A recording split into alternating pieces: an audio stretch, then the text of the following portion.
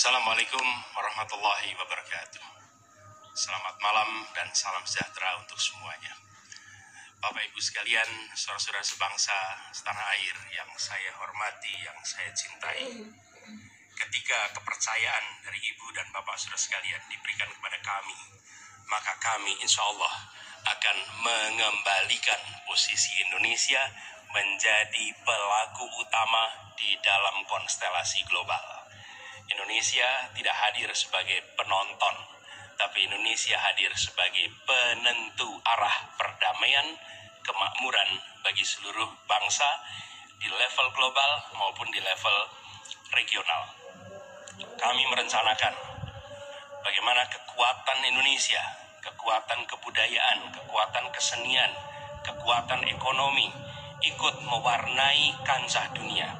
Kita ingin film kita, seniman kita, kuliner kita, diplomati kita, para diaspora kita menjadi fenomena dunia, hadir mewarnai kancah internasional. Kita menginginkan dengan cara seperti itu, maka apa yang kita kerjakan di level dunia membuat Indonesia bisa menjadi tuan rumah di negeri sendiri sekaligus tamu mempesona di negeri orang. Dan Presiden menjadi panglima diplomasi Indonesia, bukan hanya hadir dalam forum-forum, tapi hadir mewarnai, hadir serius memperjuangkan amanat, termasuk amanat terpenting, menghapuskan penjajahan di muka bumi. Bukan sekedar statement dalam upacara, tapi Presiden dan seluruh jajaran diplomasi bekerja keras untuk itu, khususnya untuk Palestina. Tapi dalam kenyataannya, kita bicara tentang pertahanan di sisi lain. Kita menghadapi tantangan yang tidak kecil. Dalam beberapa tahun terakhir ini, lebih dari 160.000 orang meninggal, bukan karena serangan militer, tapi karena serangan virus. HP kita, komputer kita, diserang oleh cyber attack. Lebih dari 800 juta cyber attack. Perdagangan manusia, perdagangan anak. Bagaimana perempuan, anak-anak menjadi korban, lebih dari 3.000 orang. Dan narkoba menyerbu Indonesia. 4,8 juta orang terpapar narkoba. Keluarga-keluarga kita menderita karena narkoba ini. Dan itu pedih sekali. Itu tingkat keluarga. Pencurian ikan, pencurian pasir, itu menandakan bahwa kita kebobolan. Dan lebih jauh lagi, ironisnya, Kementerian Pertahanan menjadi kementerian yang dibobol oleh hacker 2023. Sebuah ironi, karena itu kita ingin mengembalikan. Dan 700 triliun anggaran Kementerian Pertahanan tidak bisa mempertahankan itu, justru digunakan untuk membeli alat sista yang bekas.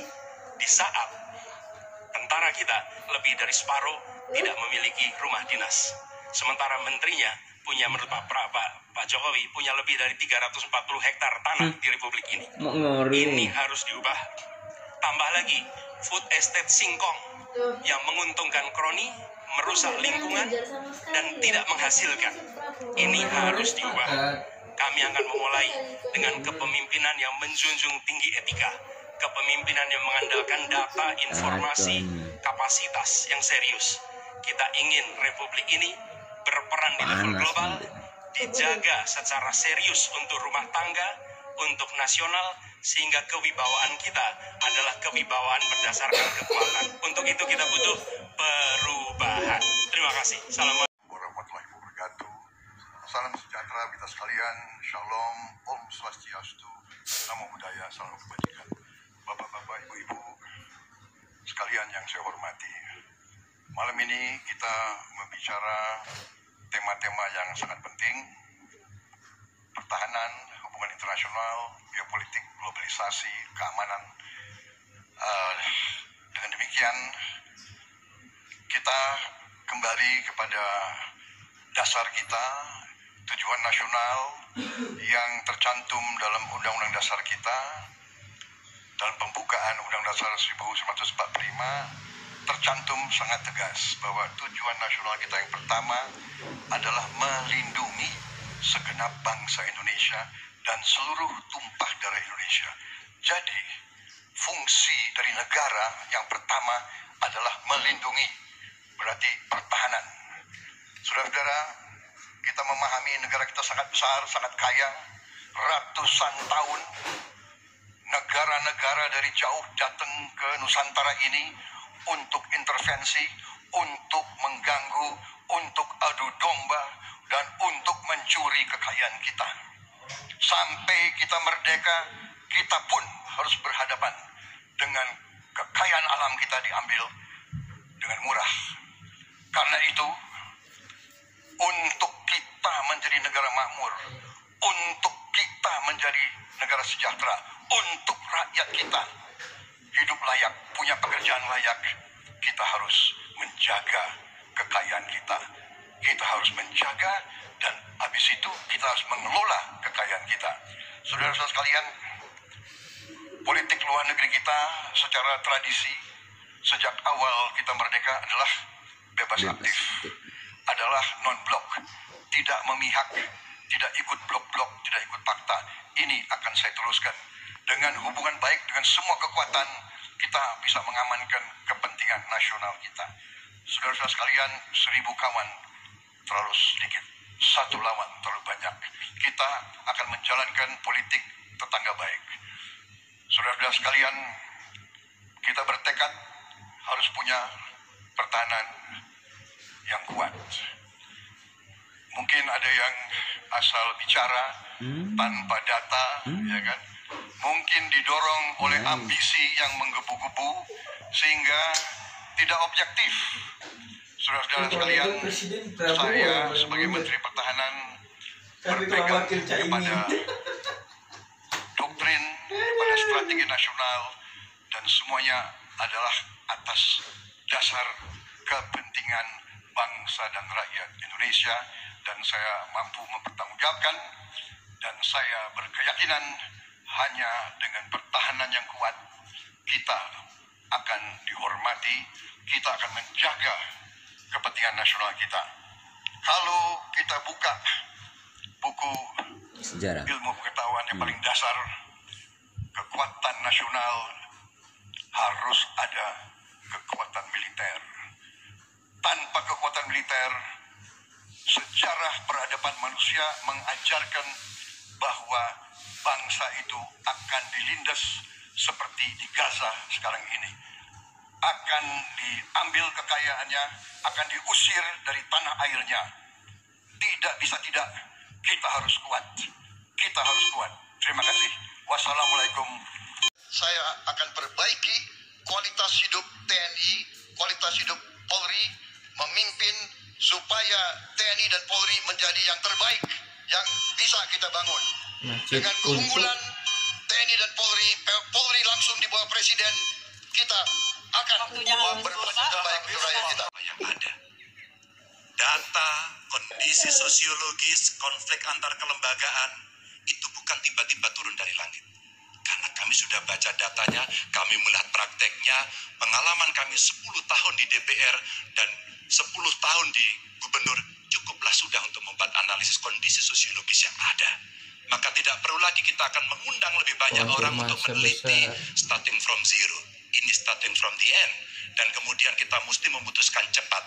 Maka kalaulah kemudian seluruh data itu sudah ada di kepala kita, sudah tertuliskan dengan baik, maka yang diambil adalah keputusan karena kita punya konsep untuk memutuskan itu. Kecuali kita blank dan kita tidak pernah tahu dari mana Anda akan memulai. Karena saya tahu dari mana itu memulai. Terima kasih. Baik, terima kasih Pak Ganjar. 3 capres sudah memberikan jawabannya di segmen ini. Kita akan jeda terlebih dahulu dan kita kedaulatan Indonesia akibat utang yang terus bertambah. Waktu menjawab 2 menit Pak Prabowo, kami persilahkan.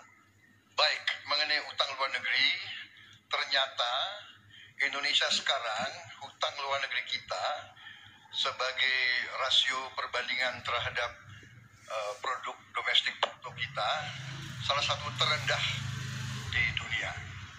Jadi masih kita sekitar berada di sekitar 40%, sedangkan banyak negara jauh di atas kita. Kedua, kembali lagi dengan manajemen yang prudent, pengelolaan yang baik, dan dengan strategi ekonomi yang tepat, terutama dengan hilirisasi, di mana kita bisa mendapat keuntungan sebagai bangsa, ini memperkuat posisi tawar kita. Jadi saya kok tidak terlalu khawatir negara lain mau intervensi kita soal hutang. Kita sangat-sangat dihormati, kita tidak pernah default. Saya keliling seluruh dunia, mereka sangat hormat dengan Indonesia. Kita tidak pernah gagal hutang, dan saya sangat optimis. Tapi kembali, kita harus punya kekuatan pertahanan yang kuat supaya tidak bisa diintervensi, tidak bisa digertak, tidak bisa diintimidasi. Hanya dengan kekuatan kita akan dihormati, dan kita akan amankan kekayaan kita, amankan ekonomi kita, amankan pembangunan kita menuju Indonesia makmur, Indonesia kaya. Terima kasih. Masih ada sisa waktu, Pak Prabowo. Ya, Mohon tenang.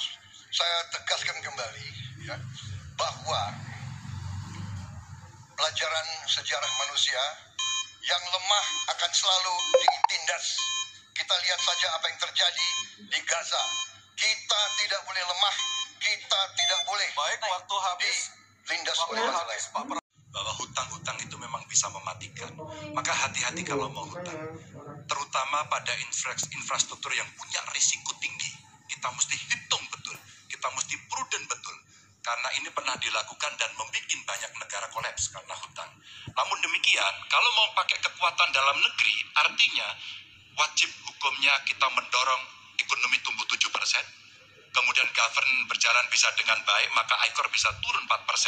Dan kemudian kita mesti betul-betul anti korupsi. Kalau itu tidak dilakukan, maka tidak akan tumbuh ekonomi yang ada di tempat kita. Ease of doing business mesti dilakukan. Hanya saja memang, kalau kita bicara pada industri pertahanan kita, mesti kita kuatkan industri dalam negeri. Jadi mohon maaf kaitan dengan hutang, no utang, no usang. Sehingga alutsista kita betul-betul kita lakukan transfer of teknologi dari dalam negeri. Waktunya Baik, habis. waktu sudah habis. Mohon tenang, mohon tenang. Sebaiknya disebutkan berapa persentase yang ideal, Pak, untuk kita di Indonesia. Kalau hanya mengatakan bahwa kita termasuk yang terbaik, berapa angkanya? Menurut hemat kami, kita harus bisa mencapai maksimal angka 30% dari GDP. Sehingga kita aman di bawah 30%. Dan itu caranya apa? Dengan satu, menata hutangnya, yang kedua memperbesar GDP-nya. Yang tidak kalah penting adalah melakukan pengembangan skema-skema yang lebih kreatif dalam mencari hutang luar negeri, termasuk pelibatan swasta. Lalu memastikan bahwa ada perluasan wajib pajak yang harapannya nanti akan memperkuat juga GDP kita, di samping mengurangi kebocoran pajak. Dan hutang-hutang yang kita gunakan untuk aktivitas produktif. Jangan hutang itu digunakan untuk kegiatan yang non-produktif. Misalnya, hutang dipakai untuk membeli alutsista bekas oleh Kementerian Pertahanan. Itu bukan sesuatu yang tepat. Justru kita harus sebaliknya kita kerjakan. Geleng kepala. Baik. Jangan-jangan guru kita, buku kita sama, Pak Ganjar. Kok saya banyak sependapat. Terus aja, saya akan bilang AA. Saya bukan orang macam-macam. Tapi Anies. Pak Anies, saya kira Pak Anies perlu belajar ekonomi lagi, ya kan?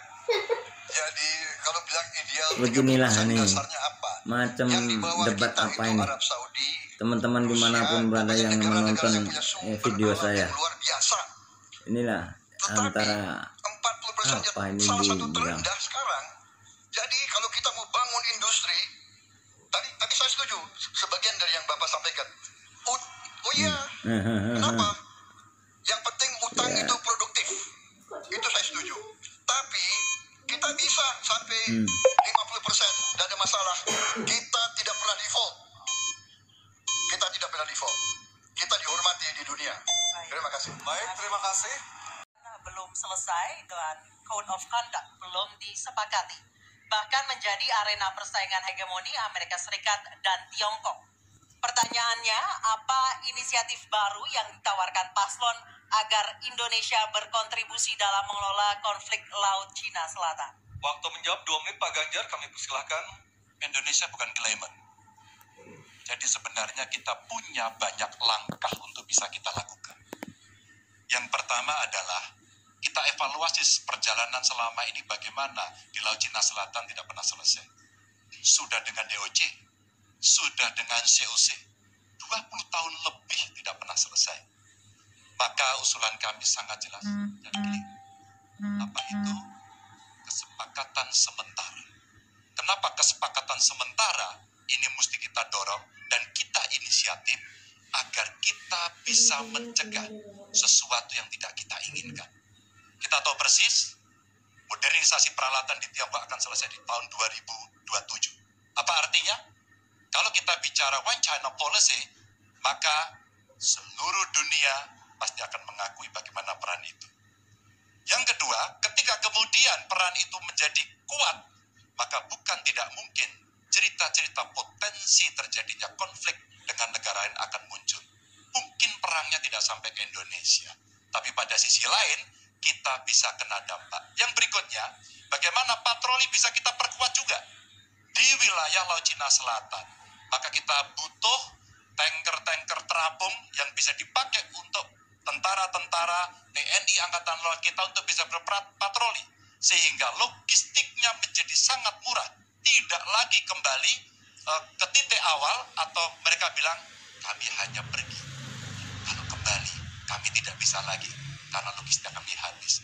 Maka inilah titik-titik penting yang mesti kita dorong dan kita akan bisa membawa posisi inisiatif ini untuk membuat tadi yang saya sampaikan adalah kesepakatan sementara untuk menghindari potensi-potensi yang lainnya lebih tinggi. Kita akan meredam dengan cara itu. Terima kasih. Baik, terima kasih Pak Ganjar. Kata pun menyebut kata ASEAN. Padahal kata kuncinya di dalam menyelesaikan persoalan ini adalah ASEAN. Dan Indonesia negara terbesar di ASEAN, pendiri ASEAN. Indonesia harus kembali menjadi pemimpin ASEAN yang dominan. Bukan sekedar hadirin dalam summit-summit ASEAN. Kita menjangkau semua dan negara-negara ASEAN yang sekarang ini menjadi pintu masuk bagi kekuatan Tiongkok misalnya di Laut Cina Selatan. Apakah itu Laos, apakah itu Myanmar sekarang, itu akan menjadi bagian dari kesepakatan ASEAN terhadap wilayah Laut Cina Selatan. Bila di ASEAN kita membangun kesepakatan, bagaimana kita menata, bagaimana menghadapi kekuatan luar ASEAN. Karena kekuatan luar ASEAN yang datang di sini, maka kita menghadapinya sebagai satu regional, bukan sekedar Indonesia berhadapan dengan negara lain, tapi satu region, dan Indonesia memimpin ASEAN. Itu kata kuncinya menurut saya. Terima kasih. Baik, Cina Selatan menggarisbawahi bahwa kita perlu kekuatan pertahanan yang kuat. Kita perlu platform untuk patroli, kita perlu satelit, kita perlu banyak sekali. Dan untuk itu pertahanan harus kita bangun. Dan tadi ya sekali lagi Pak Anies ngomong-ngomong barang bekas karena Pak Anies rupanya tidak mengerti masalah pertahanan. Dan tidak, saya bersedia Pak Anies mengundang Pak Anies di tempat yang Pak Anies suka, kita diskusi. Saya akan bawa data.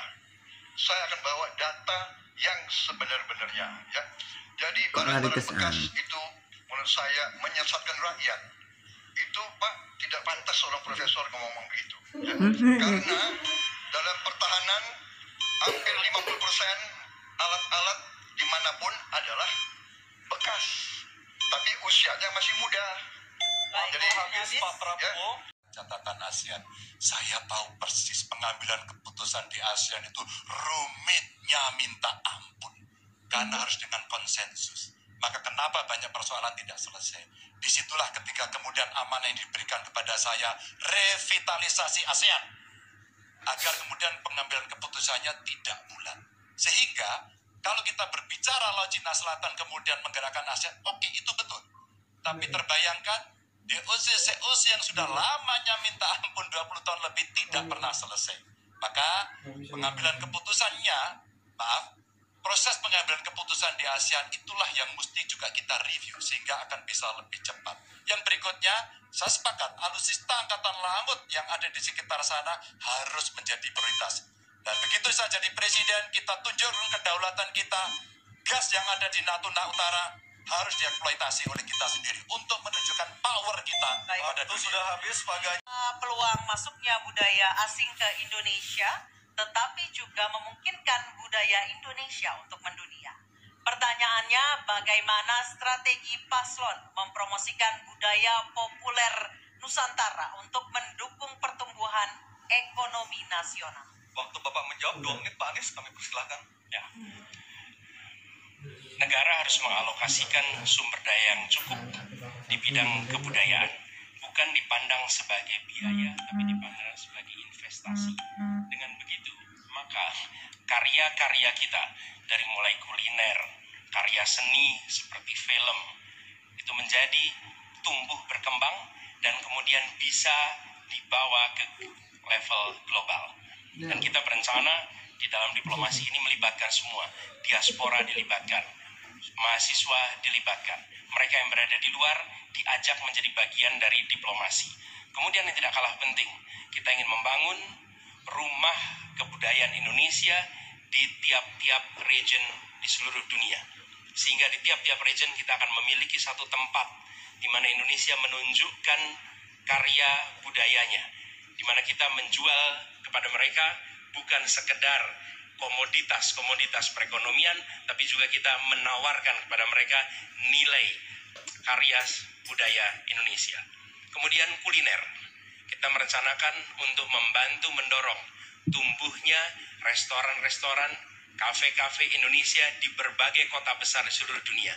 Sebagaimana sekarang di Jakarta kami menyaksikan banyak sekali restoran asing di sini. Kita harus memiliki rumah kuliner Indonesia di berbagai tempat. Dan itu siapa? Negara yang ada di belakangnya.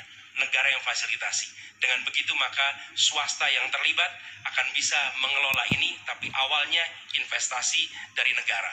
Dan lalu disiapkan kredit yang memungkinkan bagi usaha kecil mikro untuk menjadi bagian dari diplomasi kebudayaan Indonesia.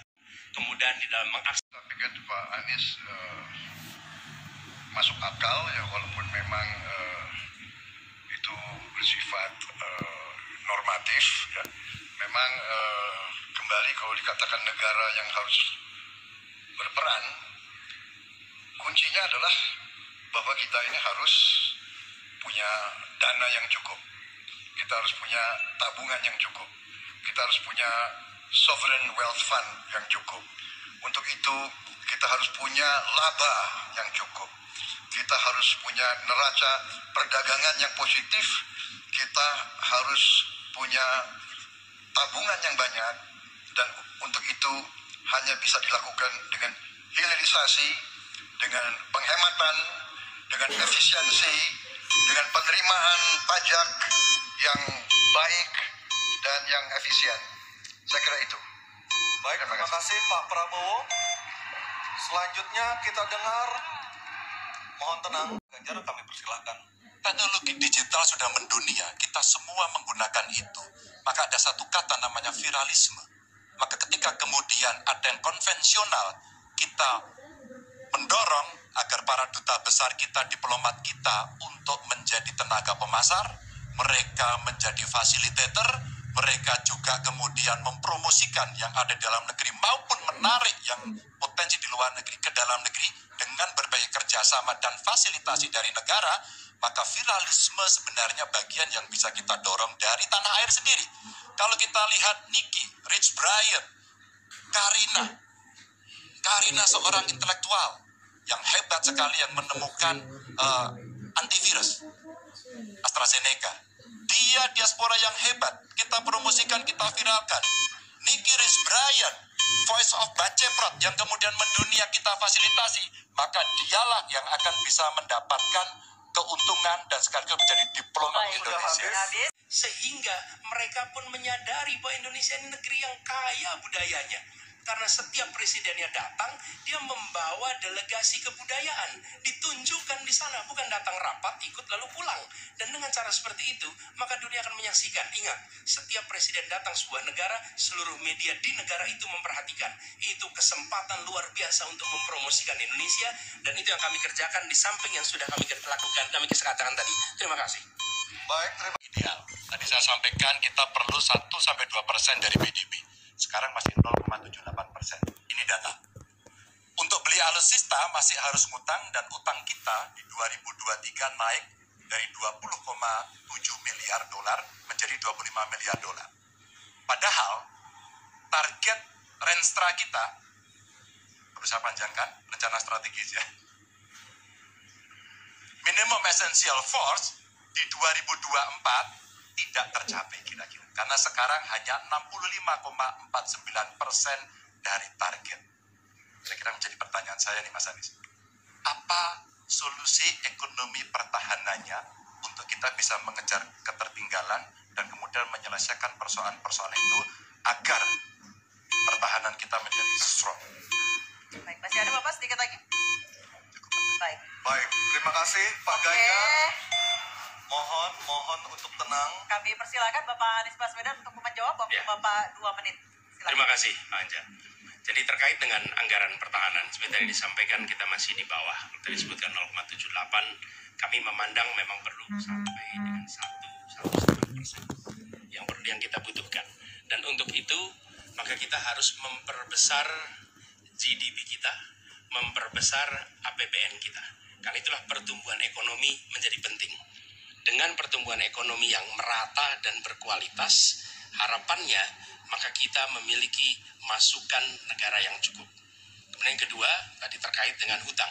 Hutang-hutang yang digunakan untuk aktivitas produktif yang meningkatkan kesejahteraan, menumbuhkan perekonomian.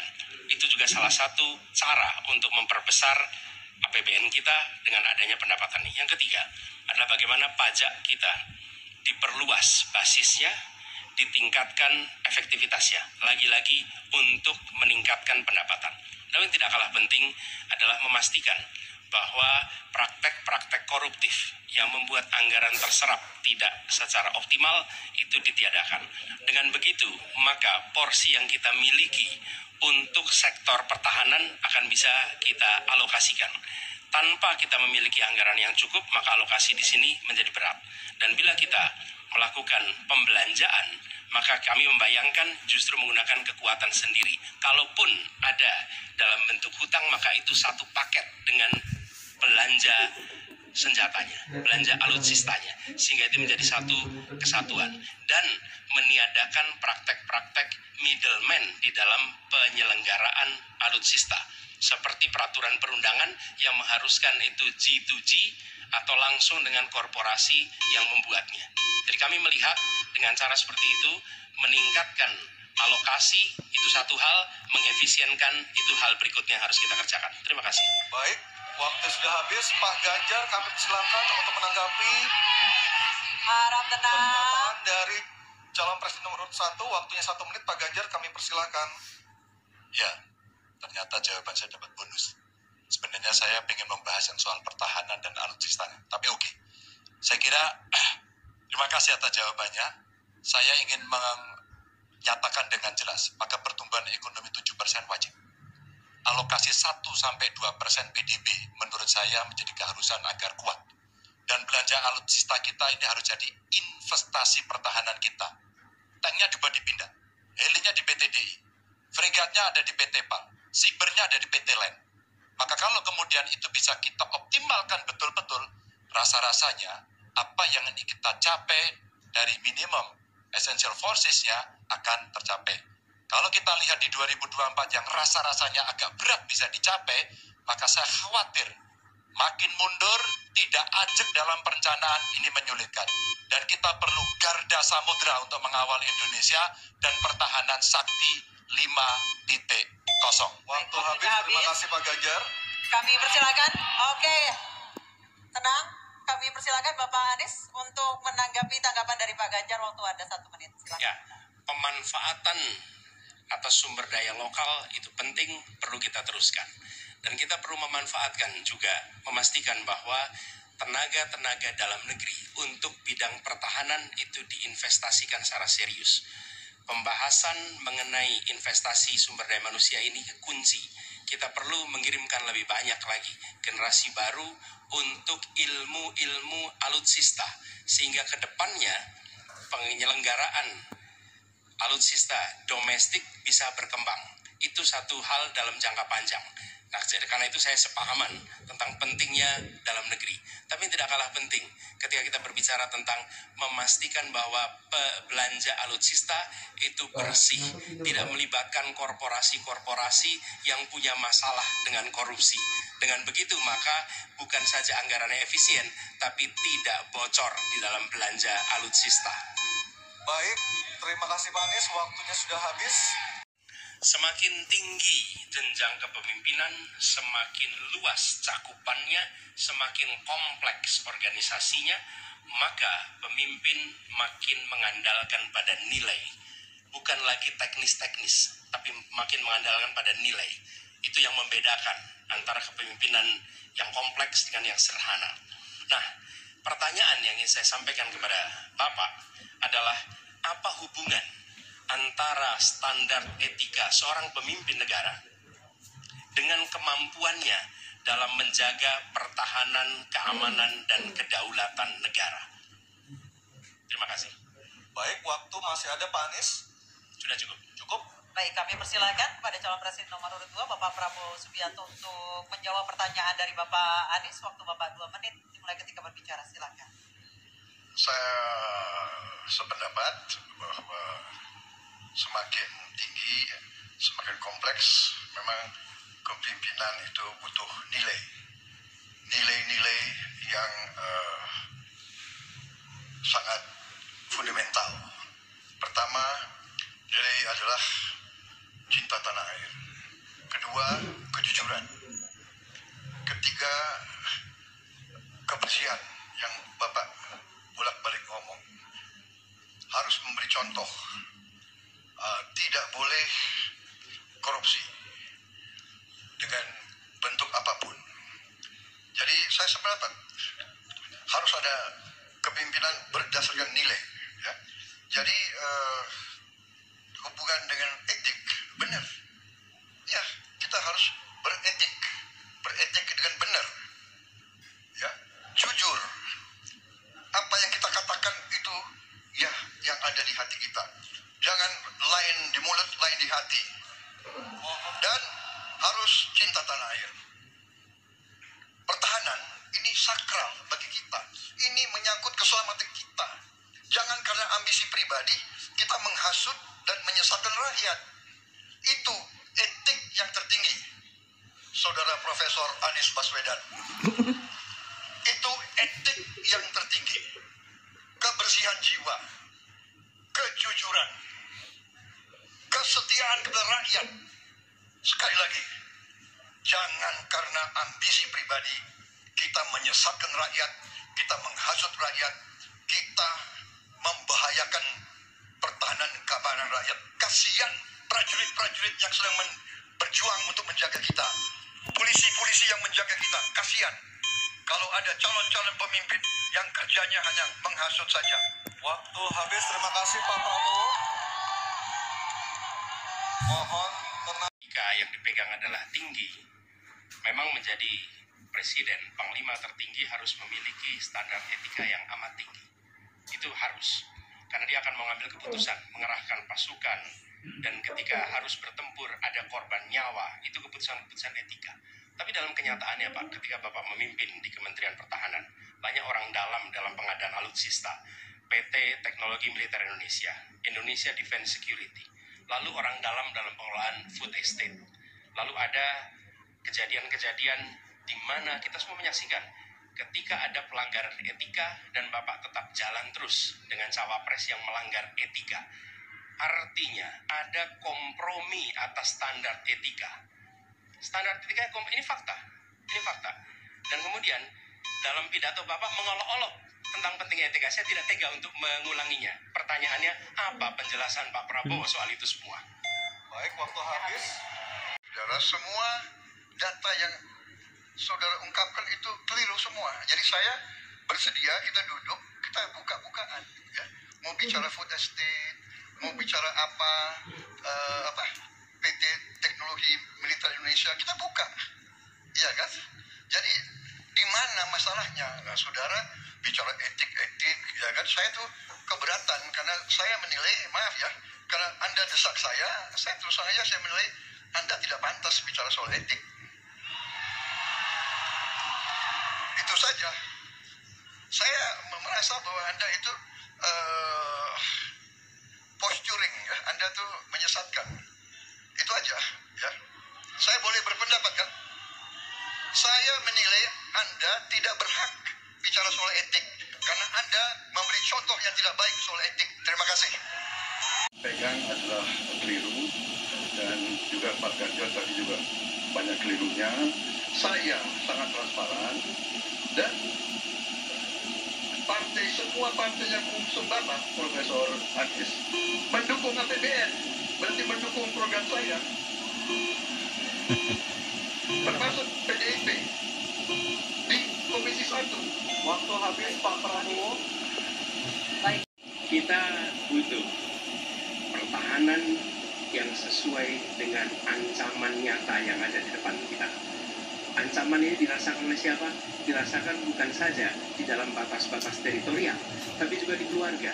Bagaimana ancaman atas penipuan online, bagaimana ancaman atas peretasan, bagaimana ancaman atas judi online, bagaimana ancaman-ancaman terorisme.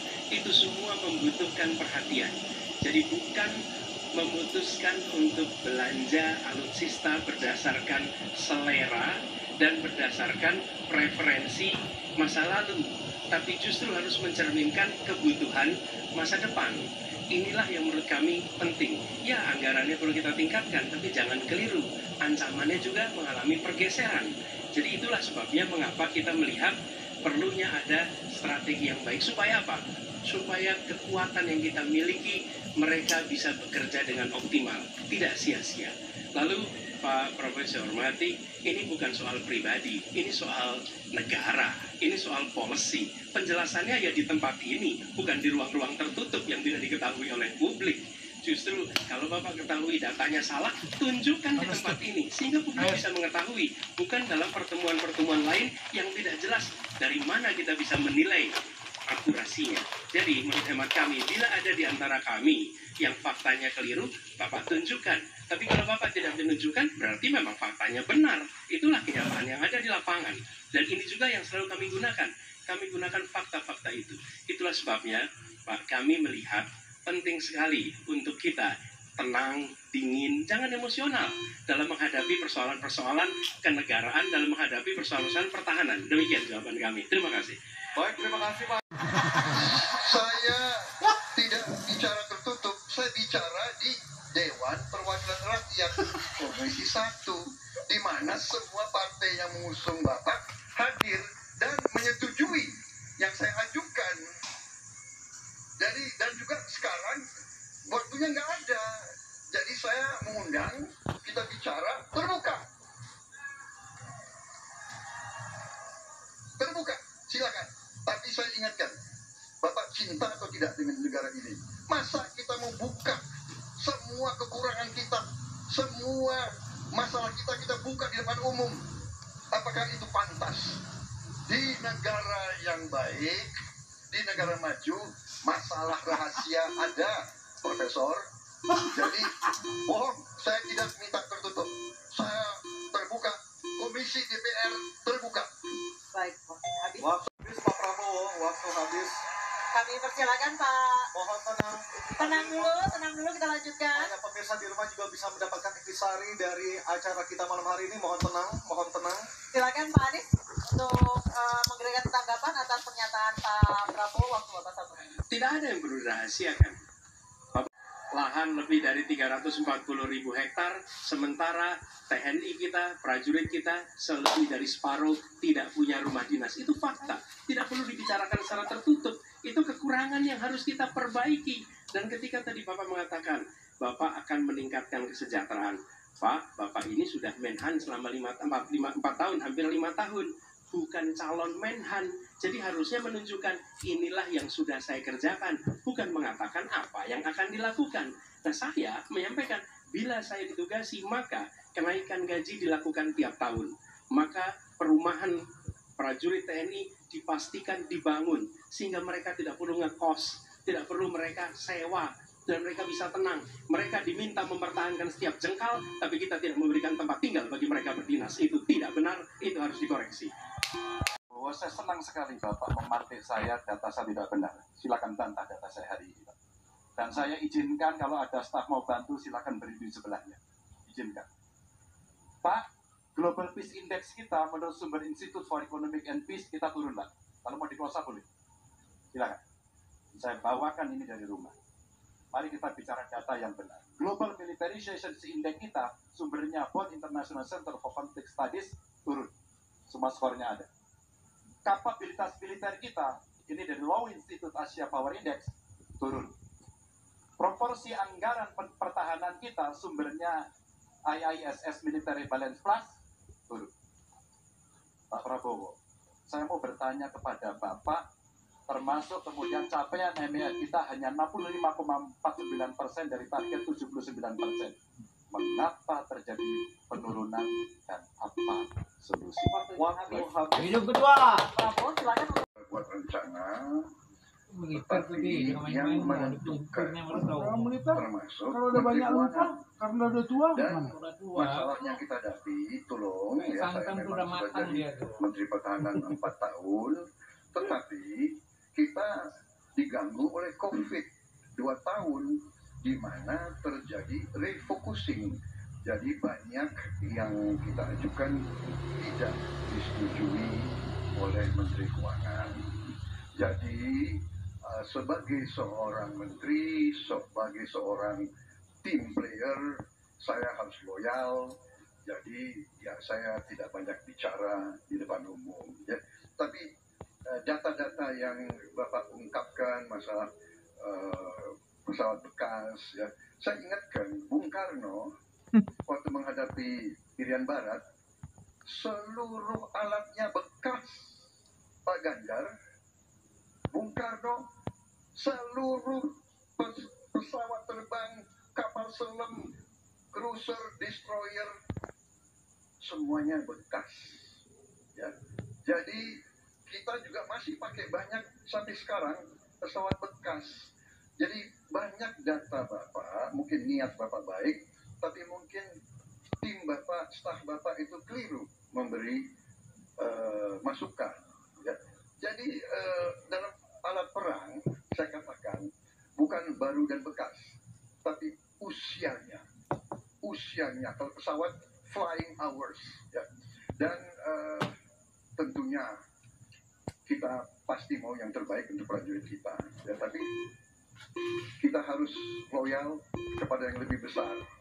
COVID, ada krisis Ukraina, pangan naik, BBM naik. Waktu habis Pak Prabowo, terima kasih. Saya pengen data yang Bapak katakan salah, data pertahanan Anda ini, Anda pertahanan saya, silahkan Anda bantah di sini. Bapak tidak mampu membantah dan Bapak menjelaskan pesawat bekas. Saya tidak pernah berbicara pesawat bekas dalam pertanyaan saya. Minimal saya bertanya, tadi kalau Bapak, maaf, mendengarkan terakhir, capaian MEF kita hanya 65,49% dari target 79%, dan ini mengkhawatirkan karena akhir tahun ini sudah harus selesai. Bapak juga tidak menjawab. Jadi artinya sebenarnya apa yang Bapak jawab dari seluruh pengelolaan pertahanan yang ada di Indonesia ini? Sungguh-sungguh saya meragukan itu karena data ini kemudian Bapak tidak mampu membantah di sini. Bahkan saya sudah memberikan ruang terbuka, kalau ada staf yang bisa membantu silakan berdiri di sini. Staf saya, oh Anda mau bilang angkanya silakan naik ke sini. Akan saya tunjukkan kalau Anda mau membantu. Terima kasih. Baik, terima kasih Pak Ganjar. Ungkapkan itu, saya bisa bantah, waktunya tidak cukup. Saya siap berjumpa dengan Bapak. Mari kita bahas satu persatu, akan saya buktikan. Saya butuh hari ini, Pak. Nggak bisa. Saya tidak dikasih waktu. Jadi Anda tidak fair. Anda minta saya kasih penjelasan yang begitu rumit, tapi waktu saya terbatas. Jadi saya transparan, saudara. Dan yang saya katakan, kalau kita bicara MEF itu mulai dari berapa periode yang lalu. Ya, kalau kita mau buka-bukaan, Menteri Pertahanan sebelum saya, apakah tidak juga berpengaruh? Juga Menteri Keuangan yang banyak tidak menyetujui disbursement. Jadi, mari kita diskusi dengan baik sebagai negarawan dan tidak mencari-cari hal-hal yang keliru. Waktu habis Pak Prabowo, terima kasih. Kita terhindar dari konflik bersenjata dengan negara asing. Ini berkat kepemimpinan dan kenegarawanan pemimpin-pemimpin kita. Untuk itu, saya ucapkan terima kasih dan saya mengajak kita semua mengucapkan terima kasih kepada semua pemimpin dan presiden kita terdahulu. Juga saya bertekad manakala saya menerima mandat dari rakyat untuk tetap menjalankan politik bebas aktif, non-blok, menghormati semua negara, menjadi tetangga baik bagi semua negara di kawasan kita, menjaga jarak yang tidak terlalu jauh tapi juga tidak terlalu dekat dengan semua kekuatan, menjalin kerjasama ekonomi. Saya juga ucapkan terima kasih dan mengajak semuanya mengucapkan terima kasih kepada seluruh prajurit TNI dan Polri dan ASN di seluruh Indonesia yang telah bekerja keras untuk menjaga kita sehingga kita seperti sekarang siap untuk tinggal landas, siap untuk bangkit menjadi negara maju. Kita perlu untuk mempertahankan sistem yang sudah baik. Yang udah jelas Saya akan teruskan TNI dan Polri tetap berada langsung di bawah kendali Presiden untuk mempercepat reaksi dan memperpendek rentang kendali dan rentang komando. Saya juga akan memperbaiki kesejahteraan dan kualitas hidup TNI, Polri, dan ASN secara signifikan. Saya mengajak semua bangsa bersatu, rukun, dengan kerukunan, dengan persatuan, kita akan jadi kuat. Habis. Terima kasih. Pak Prabowo Subianto. Untuk mengakhiri ini, tentu saja saya ingin membacakan kembali data. Saya khawatir kita keliru. Kalau dari buku himpunan RKKL 2019-2004, anggaran Kementerian Pertahanan 2019 107,158, 2020 127,358, 2021 136,996 triliun. Ada peningkatan. Maksud saya agar kita tidak keliru pada soal data. Dan capaian IMF kita dari data lakibnya Kemenko Polhukam yang dipublish secara terbuka, karena kami tidak bisa mendapatkan data dari Kemenhan secara terbuka, maka minimum essential force kita memang kemungkinan akan berat untuk bisa terpenuhi. Maka Bapak Ibu, dalam konteks politik luar negeri kita, maka otonomi strategis menjadi begitu penting untuk meredefinisi dari politik kita yang bebas aktif. Duta besar cyber menjadi penting karena problem besar kita hari ini adalah pada dunia digital. Maka kita perlu duta besar ini untuk merespon perubahan-perubahan global yang ada. Duta besar krisis iklim kita perlukan. Garda Samudra sebagai strategi baru dari poros maritim dunia. 100% pesawat kita mesti siap tempur, alutsista kita mesti siap tempur, dan zero tolerance untuk kecelakaan pada alutsista kita. Kekuatan pertahanan Indonesia di angkatan cyber akan kita tingkatkan, dan anggaran pertahanan hingga 2% dari PDB.